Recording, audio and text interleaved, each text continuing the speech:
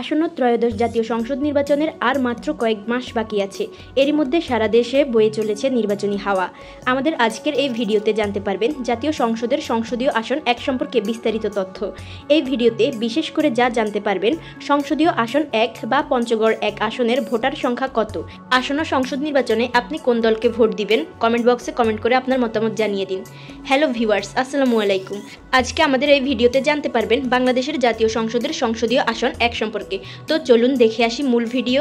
বাংলাদেশের জাতীয় সংসদের 1 নম্বর আসনটি পঞ্চগড় 1 নামে পরিচিত, যা পঞ্চগড় জেলার পঞ্চগড় সদর, তেঁতুলিয়া ও আটোয়ারী উপজেলা নিয়ে গঠিত। ইতিহাস: পঞ্চগড় 1 আসনটি 1984 সালে গঠিত হয়। এটি রংপুর বিভাগের একটি জেলা, যখন বৃহত্তর দিনাজপুর জেলাকে বিভক্ত করে 3টি জেলা দিনাজপুর, ঠাকুরগাঁও ও পঞ্চগড় গঠন করা হয়। সীমানা ও গঠন: পঞ্চগড় 1 আসনটি পঞ্চগড় জেলার পঞ্চগড় সদর উপজেলা, তেঁতুলিয়া উপজেলা ও আটোয়ারী উপজেলা নিয়ে গঠিত।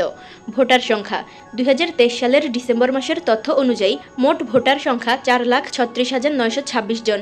এর মধ্যে পুরুষ ভোটার 2,19,339 জন, নারী ভোটার 2,17,586 জন এবং তৃতীয় লিঙ্গের ভোটার 1 জন। বিগত নির্বাচনে নির্বাচিত সংসদ সদস্যগণ: 1986 সিরাজুল ইসলাম, আওয়ামী লীগ। 1988 আব্দুল কুদ্দুস, জাতীয় পার্টি। 1991 মির্জা গোলাম হাফিজ, বিএনপি। ফেব্রুয়ারি 1996 জমির উদ্দিন সরকার, বিএনপি। জুন 1996 জমির উদ্দিন সরকার, বিএনপি। 2001 জমির উদ্দিন সরকার, বিএনপি। 2008 মোহাম্মদ মোজহারুল হক প্রধান, আওয়ামী লীগ। এরপর 2014, 2018 এবং 2024 সালের নির্বাচন একতরফা হওয়ায় এই রিপোর্টে এই তথ্যগুলো আনা হয়নি। ভোট কেন্দ্রের তালিকা: ত্রয়োদশ জাতীয় সংসদ নির্বাচনের জন্য পঞ্চগড় 1 আসনের ভোট কেন্দ্রগুলোর তালিকা নির্বাচন কমিশনের ওয়েবসাইটে প্রকাশিত হয়েছে। আগামী ত্রয়োদশ জাতীয় সংসদ নির্বাচনে পঞ্চগড় 1 আসনের প্রার্থীদের তালিকা এখনও চূড়ান্তভাবে প্রকাশিত হয়নি, তবে বিভিন্ন সূত্র থেকে প্রাপ্ত তথ্য অনুযায়ী কিছু সম্ভাব্য প্রার্থীর নাম জানা যাচ্ছে। বাংলাদেশ জামায়াতে ইসলামী। পঞ্চগড় 1 পঞ্চগড় সদর, তেঁতুলিয়া ও আটোয়ারী আসনে তাদের দলীয় প্রার্থী চূড়ান্ত করেছেন। পঞ্চগড় জেলার জামায়াতের আমির ও সাবেক ভাইস চেয়ারম্যান ইকবাল হোসেন পঞ্চগড় 1 তথা সংসদীয় আসনের চূড়ান্ত প্রার্থী। বিএনপির সম্ভাব্য প্রার্থী সাবেক স্পিকার ব্যারিস্টার জমির উদ্দিন সরকার অথবা তার পুত্র নওশাদ জমিরকে বিএনপি মনোনয়ন দেওয়ার সম্ভাবনা বেশি।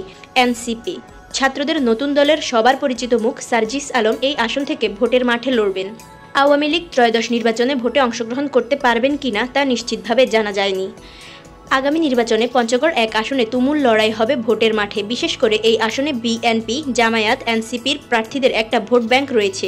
আপনার মতে কে হতে পারে এই সংসদীয় আসন থেকে এমপি? কমেন্ট বক্সে আপনার মতামত জানিয়ে দিন। বিএনপির প্রার্থীকে ভোট দিলে বি লিখুন, জামায়াতের প্রার্থীকে ভোট দিলে জে লিখুন, এনসিপির প্রার্থীকে ভোট দিলে এন লিখুন। প্রিয় ভিউয়ার্স, এরকম গুরুত্বপূর্ণ তথ্য পেতে আমাদের ইউটিউব চ্যানেল ও ফেসবুক পেজের সাথে থাকুন। আল্লাহ।